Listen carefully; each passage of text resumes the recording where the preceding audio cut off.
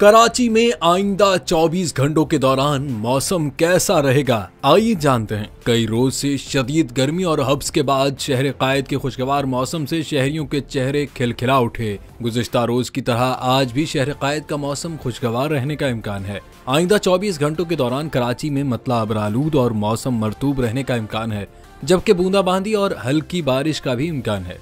महकमा मौसमियात के मुताबिक कराची में 12 किलोमीटर फी घंटा की रफ्तार से समंदरी हवाएं चल रही हैं, जिसमें नमी का तनासुब 82% है। शहर में कम से कम दर्जा हरारत 29.5 डिग्री सेंटीग्रेड रिकॉर्ड है, जबकि ज्यादा से ज्यादा दर्जा हरारत 32 से 34 डिग्री सेंटीग्रेड तक जा सकता है।